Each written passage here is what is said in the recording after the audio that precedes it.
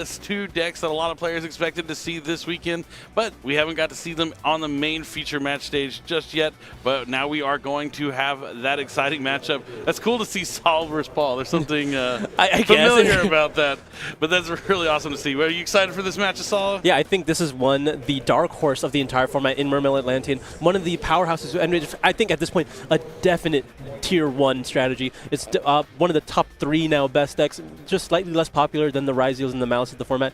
But if you're looking at the combo decks, you can say it's even more potent than the Maliss strategy.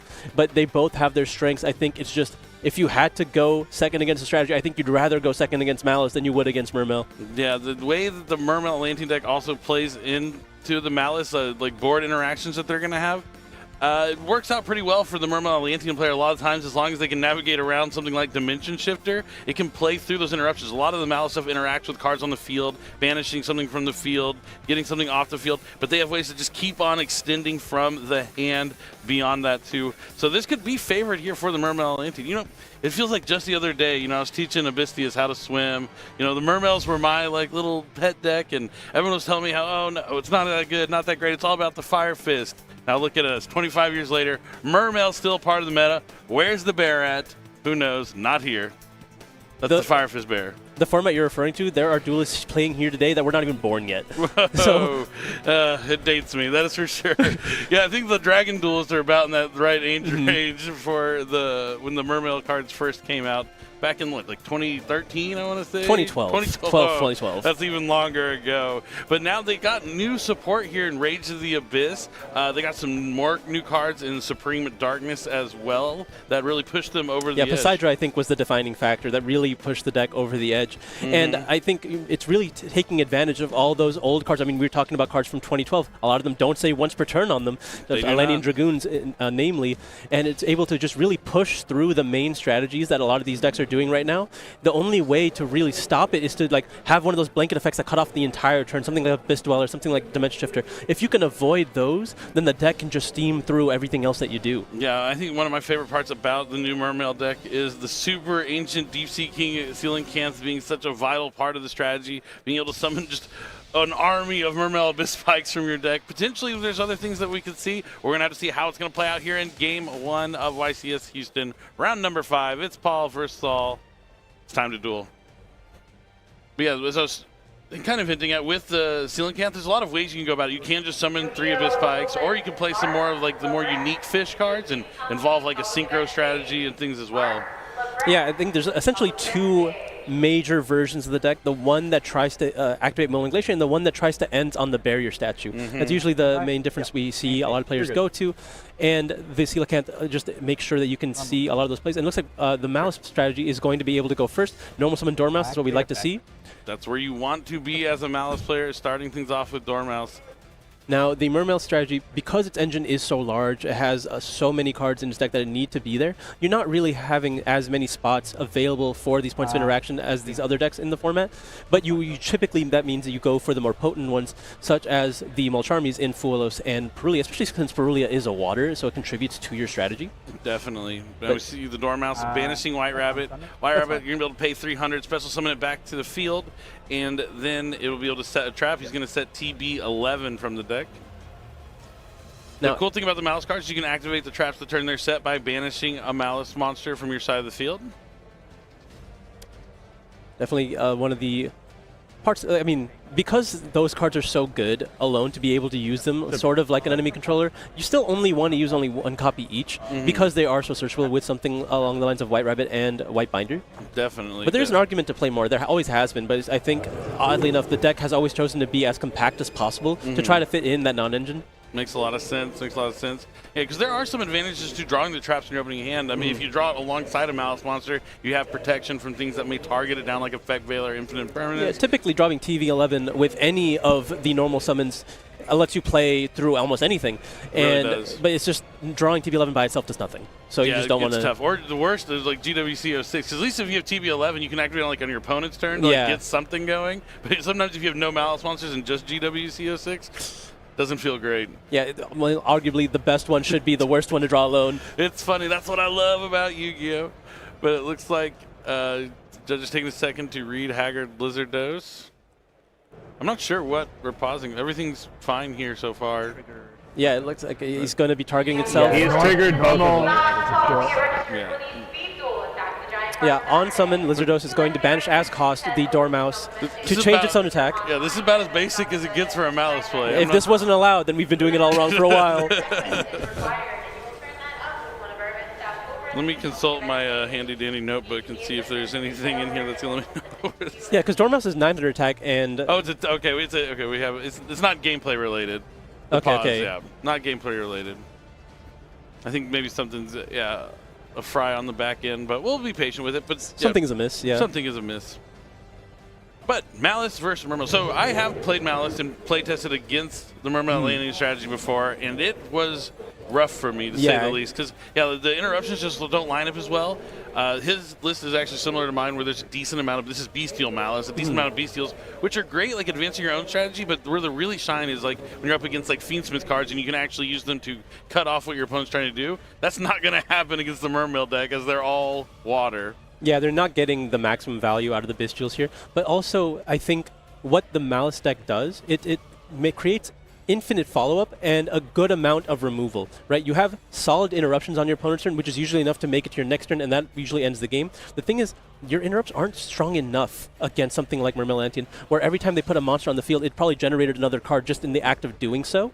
So the biggest thing you have is that you are able to remove the Neptibus before it's able to activate its effect, because its effect also is cost, but that just means that you're hoping that Neptibus is the only thing that they have. Right. I mean, it used to be, like, Neptibus, as long as you could cover the Neptibus, you were good, which is kind of why Mermail fell out of the graces of a lot of players for so long. But now with the cards from Rhoda, the cards from Suda, mainly the ones from Rhoda, the Bish Shrine and the Atlantean squad, they both get you access to a card from your deck to your hand that you can be able to special summon. The squad just summons a monster from your deck, which is crazy. Yeah, Shrine can do either. She can add to hand or summon it from deck. Oh, yeah, that's true. Either way, Coelacanth is hitting the field. Yeah, exactly. Usually you want to summon it to the field, but there are certain scenarios where you can't add it to hand. That is true. But I'm excited to see the Mermail deck in action. Like I said, it's a deck that I used to play. I remember, like, when they first came out, people didn't think Abyssius was even good, and I was like, I'm running 3 of it, because I think they just overlooked Mermail Abyss Gund at the time and how useful that was. But it looks like we're good to go, so we're jumping right back into the gameplay like we never stopped. And the Haggard Lizardos is going to banish the Dormouse from the graveyard. That is huge, by the way. Impulse on the Dormouse. That is one of the few interactions that only so many decks can even have, and it cuts them off entirely if they don't have a way to follow it up. Yeah, that's pretty big here, because the whole point of the Haggard Lizardos is you're climbing up your links ratings. You're using the 2 monsters to go into Link 2, bring back another monster to go into the all-important Link 3 from Maliss, and it does cut them off. That Dominus Impulse was huge. Now we'll have to see if Paul has a play here. Sometimes Mermail is not the most consistent deck ever, but that is one of the best summons here. And we talked about the Prince. Do we have a response here? I think I saw a quick play spell card that can be functional, given it's not the best in this situation, but it actually... Oh, no, it doesn't work. Lizardos is already on the field. There is no target. There's no target for... Metaltronus can negate. I guess, yeah. Oh, that would be the target in his extra deck, because it's the water. I see what you're saying. Okay. It's a 800 attack water, yeah. Yeah, that's interesting. Oh, no. But no, it's going to be resolved. It's going to send squad as cost. Well, okay, not necessarily resolving it. This is actually a decent time to activate infinite permanence. Yeah, we're going to be getting it there. This cuts you off of getting access to Dragoons if you didn't already have it in your hand, because we're sending squad. Yep, the squad will still be able to special summon from the deck. This is going to grab Pike here, almost certainly. And we'll see if there is access to Dragoons in Paul's hand. It feels really bad having to activate a card like Infinite Permanence on an effect that sends a card of value for cost. You're still special summoning a monster from your deck, but you have to. Yeah, like adding a card from deck to hand is still really good too. And there is... Oh, no, we're just going to summon Dragoon straight from the deck here. Makes a lot of sense. If we have a way to pair it with something now. We have 4 cards in hand. Likely not too many useful cards if we didn't go for Pike here.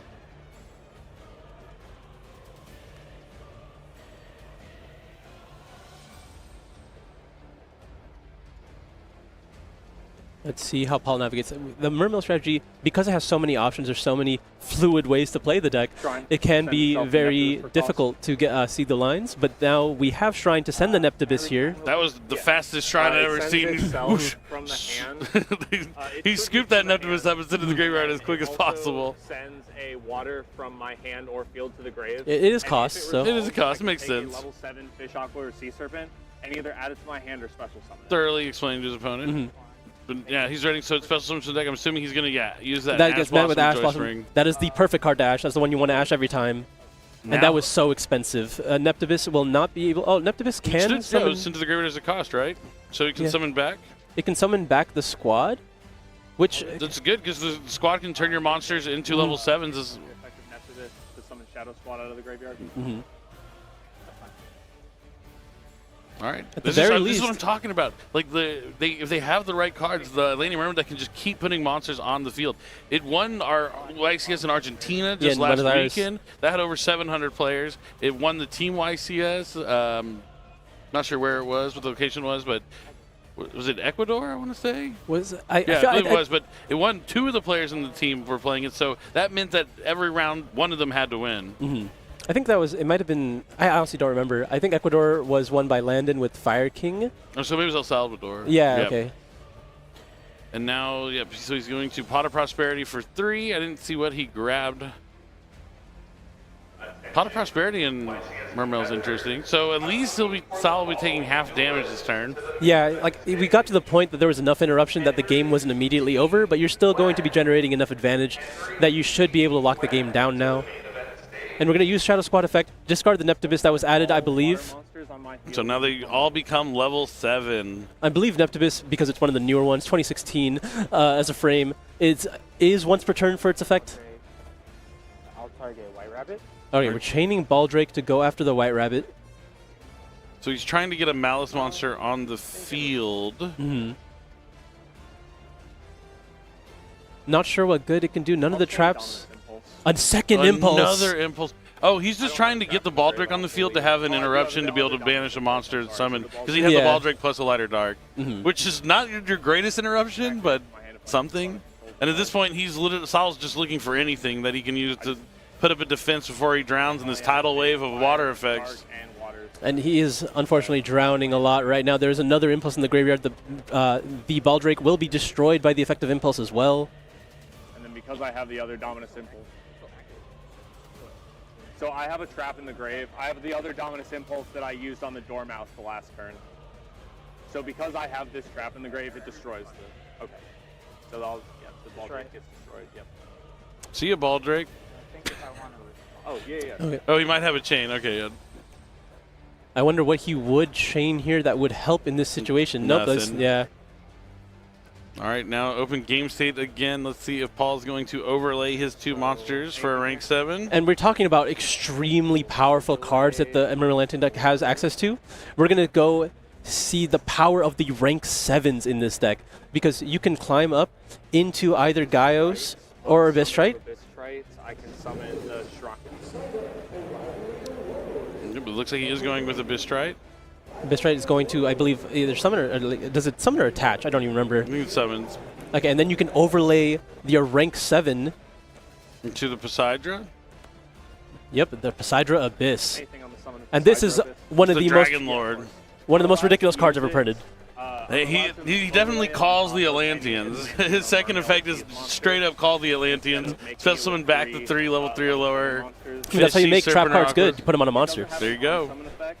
Spell card. Quick play. For cost and dump of water. And if it resolves, I can non-target bounce 3 cards on the field. It's pretty good. And it will be triggering the Dragoons as well. All right, so he's going to activate TB11. That's the Ash Blossom. Just Ash, okay. Just has something at every move that Saul makes. I mean, we were talking about how the Mermail Atlantean deck doesn't have as much space for non-engine or for more powerful ones, but like, I mean, those were 3 really good ones. High impact, yeah. All right, now he is, since he detached the Dragoons as a cost to activate a water monster effect. Does Poseidra Abyss resolve? And he's going to send the other Dragoons to return.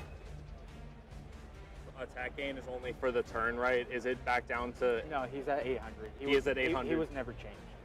Oh, wait. Actually, Yeah, because you targeted with Dormouse. Right. I was just making sure. New triggers, 2 mandatory Dragoons. So he's going to be able to search for both of those Atlantean Dragoons here. The deck just keeps on going.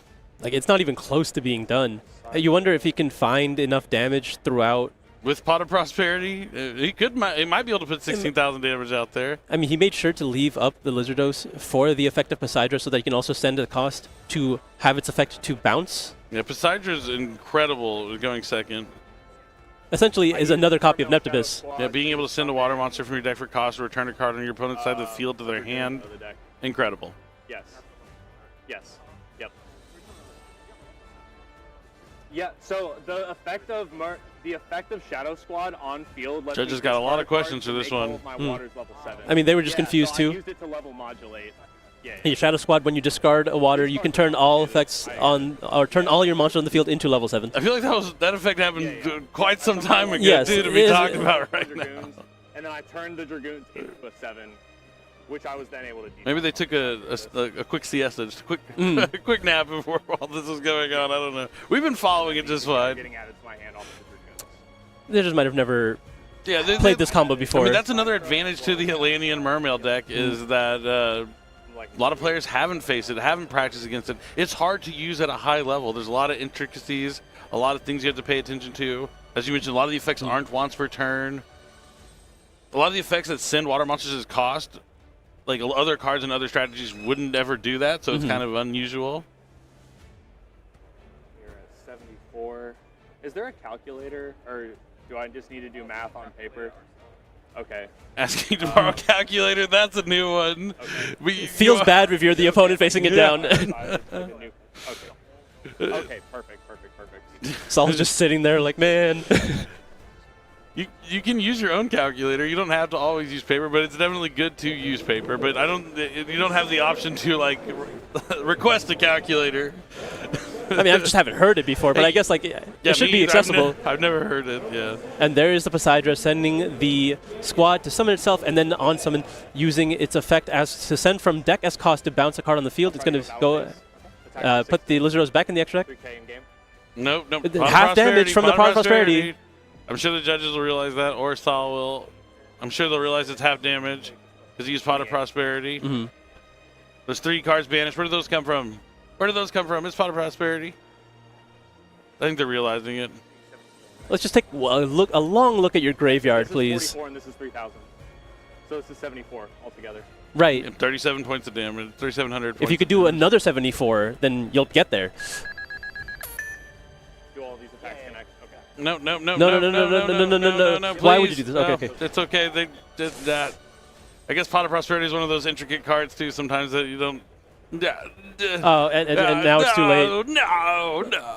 It's okay. To be honest, though, It was a game he was winning for sure. We're all actually better off for it that the game ends faster because that game was over. Yes. Like Saul had no cards. We didn't even get to see what would have happened had this game progressed. Like if he links away that Poseidra, a bunch of more monsters come back, his board gets much bigger than it was there. This game is locked down. I feel like he was already accounting for, like, prior in the turn, before I guess going through his combo a little bit, he was accounting for his opponent not having, or potentially not losing the game outright because of Pot of Prosperity, because he ashed the TB11 anyway. He wanted to make sure his opponent didn't have any follow-up, because it was going to go back to his hand after Poseidra resolved. He had no reason to do that if he thought he was ending the game that turn. But he played in a way where there was essentially no follow-up for the Maliss deck. Yeah, like the game was essentially over. It's better for everyone that we're just moving on from it for sure. Even though he did extend to most of his field, he did have plays, because when you link away the Poseidra, you can also summon back 3 monsters. You're going to be able to link climb into your Mermail link 2, and then you always have this Shrine in the Grave as well to discard from your hand to trigger effects again. So you usually set that up with an infantry, and you'll have a way to destroy a card on your opponent's turn, which is really strong against Maliss when their normal summon play can just get cut off immediately. So the game would have ended that way anyway. Yeah, it's tough. I mean, we had the same issue like during like the dinosaur days, but dinosaurs would actually put up 16k points of damage. That was like the whole reason they played Exostag, I remember. I mean, Tenpai, just like not so long No, ago. that's not even so. They have no issue, you know, having enough damage. Your life to points are Pot of formality. Prosperity. Yeah. Yeah. But it might be time to maybe refresh the judges that are sitting at the feature match station potentially. It's been a long day so far. We've had, you know, just asking the wrong questions, unfortunately. yeah, like, 3 minutes ago, did the C Squadron use this effect to make these level 7 now that you have 2 rank 7s on top of your field? Yeah, it's kind of funny. But as we said, we are exactly where we would be no matter what anyways. Paul was winning that game 99.9%, you know. Yeah, I'm not sure what card you can draw to like really counteract an already established field like that, because I think once you link away, let me refresh myself on all the ridiculous effects of Poseidra, but I'm pretty sure it has an effect to just summon 3 monsters back. Yeah, it does, exactly. So yeah, you're just gonna have a Toad there almost for sure. Oh Like, yeah, the game was locked up. So there were going to be plenty of interruptions going into the very limited hand that Saul had with 0 resources available. Definitely. But now going into the side decks, I mean, there's definitely a card that Saul did not draw that game that would be really helpful here against Paul's deck, and that's going to be Dimension Shifter. It's key. That one is key. But, I mean, there is also the problem with Maliss. Sometimes you can draw all of these powerful non-engine cards, but 0 Maliss cards. There's only so many available. All right, but Saul's going to get the opportunity to go first again. Let's see if the Lancias came in for Paul and how Saul's going to adjust for that. I mean, that's another issue with Maliss post-side, right? Everything gets so much more difficult when Artifact Lancia is also in the equation.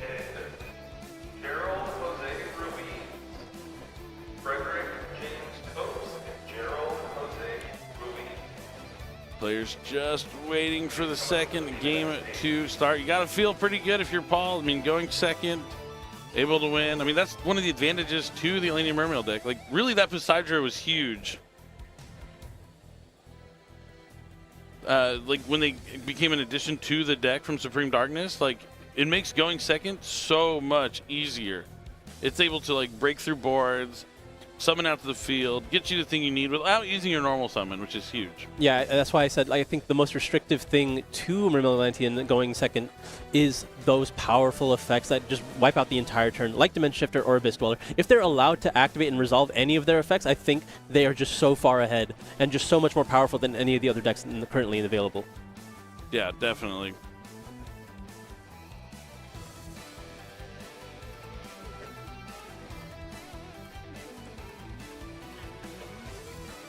All right, let's jump into it. It's game 2 of our 5th round feature match here at YCS Houston. It's Mermail Atlanteans taking on Bestial Maliss. Will Paul be able to hinder the Maliss strategy again, or will Maliss be able to do its full combo? All right, looks like, yeah, both players are going to pick up a PE minor. Both players are supposed to maintain the game state there. It is the responsibility of both players to recognize that Prosperity was in effect. And, man, I've mentioned it so many times, I might have just jinxed it for Saul here, but not opening a single Maliss card. He's going to set one and pass back to Paul. This could be a quick one. Activate Deep Sea Minstrel, pitching Dragoons. Oh, Minstrel pitching Dragoons. We're going to take a look at Saul's hand here, banish a card until the end phase. But we're going to be chaining his own Artifact Lancia. Whoa! Wait, that's insane. It's because of Crossout. He signed in for Crossout and happened to draw it. I mean, like, sometimes you need something for the strategy too, but you are able to resolve Dragoons at least because you did discard it for a water effect. You do not get the hand knowledge now. And Saul has copies of Ash Blossom in his hand, opted not to use it on the Dragoons, holding it for likely the Shrine here. And we'll see how Paul decides to play it out. There is the Shrine pitching the Shadow Squad. Shadow Squad will be able to summon from deck, but you have to Ash this. You have to Ash this. Yep. And then, again, how many effects are you going to be able to activate? The deck is just so free when it's able to resolve. It keeps on going.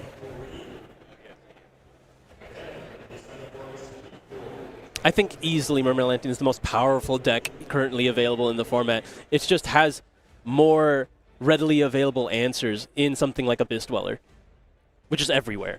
Yeah, Abyss Dweller is one of the mainstay cards of the Rise Zeal strategy.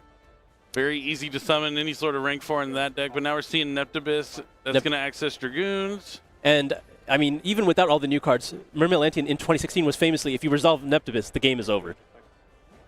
Doing damage is this deck's main game.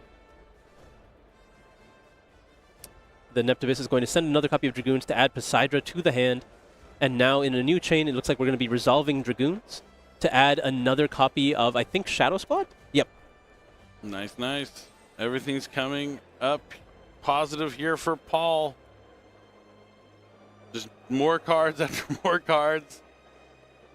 I think that was the part I really loved about playing this deck all the way back then, in all iterations, right? The 2011 version, 2012, or sorry, 2012, 2014, 2016. I always had 7 cards in hand, just resolving my effects. It felt so good. Definitely one of the nice feelings about playing the Mermail Atlantean cards. Let's see where he goes next. It's going to be the Poseidra. He's going to send the Neptibus from field. Okay. Neptibus mandatory, Chainlink 1, target Shadow Squad, and then Poseidra. So the Neptibus is going to summon back the Shadow Squad. The Poseidra sends as a cost from the deck to return a card on Saul's side to the hand. Having 2 cards that just send from your deck as cost, so ridiculously powerful. It is. Told you, Poseidra is so good at going second. It pitches a water to special summon it from hand. Judge making sure. It's an option. The judge doesn't believe these cards either. He's like, these cards who do not made these? do what these do. I just cannot fathom or wrap my head around this. Let me read your cards every time you summon one. Oh my.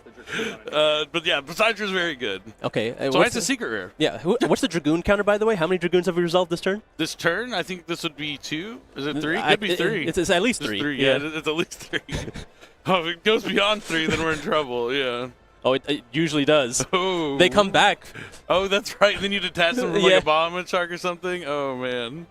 All right, adds Atlantean heavy infantry. And no prosperity this time. Can you find the amount of damage you need?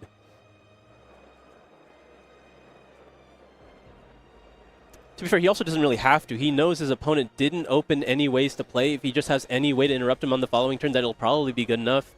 But I think he's looking to end the game as soon as he can. That was at least the case in game number 1. But yeah, no pot of prosperity this time for this game. But we just haven't seen. Okay, no, game's not going to end. He's just going to control this time. I think he was having a large lack of water monsters from his hand, as we saw from him sending the Neptibus from the field here. Yeah, the Ash Blossom still hurts, even though you still get effects from it. Yeah, I mean, like, Ash Blossom hit the card that it was supposed to hit in the Shrine. When that card resolves, the game truly does end, because Coelacanth hits the board, and that card does way too much. Yeah, I mean, even it's an interaction to your opponent's turn. We saw him add that Atlantean heavy infantry to his hand. That's because during his opponent's turn, he can summon back the Shrine, discard the infantry, draw a card, and destroy a card, thanks to sending the infantry to the graveyard. And now he has the Biscayos on the field as another interrupt. Not a great one against Maliss, but a decent one. It could be powerful against the Link 3s, potentially. True, true. I don't see a lot of starting cards.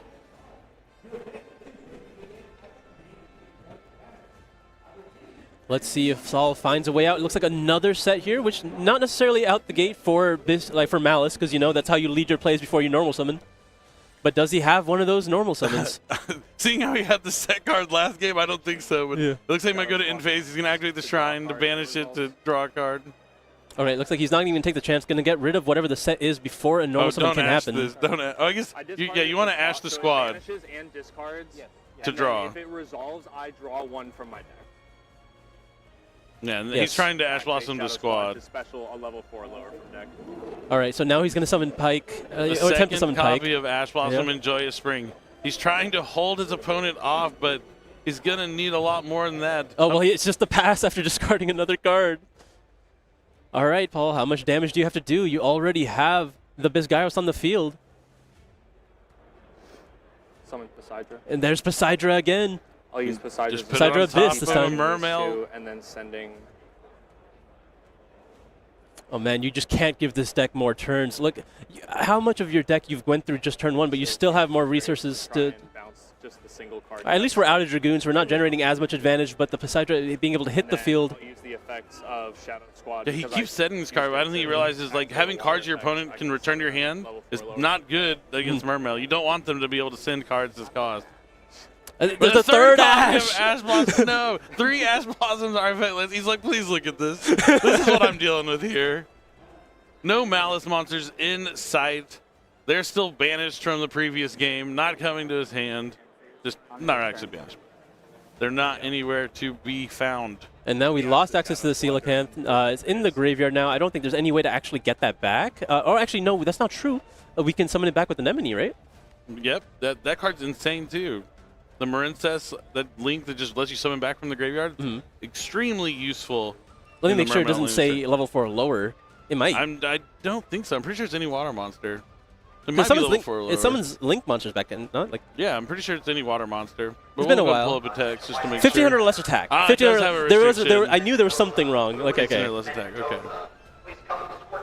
All right. Well, Magnum, as I mentioned, is not as. Wait, what is he trying to banish? Lancia, Lancia, right? right, yeah. I saw him looking at the Ash Blossoms, but no, the Lancia is a light.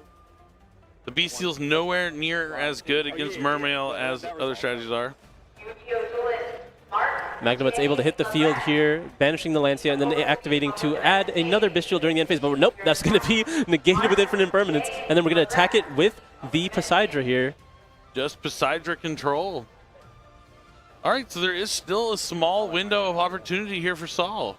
Yeah, a lot of the gas has been now used. Once the Poseidra leaves the field, it will provide a lot more. Got it. Okay. Stand by. What did he draw? Is that a Maliss in Underground? Now or never. It is It's Maliss in Underground. Activate. I'll chain artifact. He'll be Oh, able- okay. That'll Wait, do does it. he has the cross out, but does he play? Did he side in more than one Lancia? Yeah. That happened. That He doesn't, and he's just gonna set the cross out for a third time. Third time's the charm, I guess. His life points are. he could just activate the Poseidra again, but I guess it doesn't really matter because oh, Teus Pitch Infantry. I mean, that just puts enough damage on the field, right? Chain link 1, chain link 2, and then this will pop the field. Gonna go after the Maliss in Underground, taking it leaving no prisoners here. Just destroying everything, stopping every card that Saul can have. I mean, I think those cards are all just mandatory. You had to like if it's Infantry, activatable. isn't it? It might be. I mean, it's opponents, so yeah. It doesn't never I has mean, to you go might through as your own well. cards. If you have the option to destroy something, you might as well destroy it. Yeah.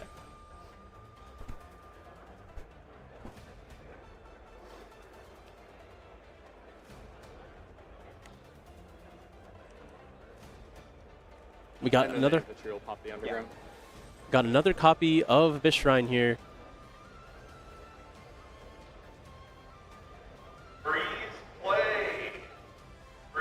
Now if we're able to summon anything else, just make up the difference. Normal summoning it will do. I'm pretty sure it has like 1500 attack. Goes to battle, attack.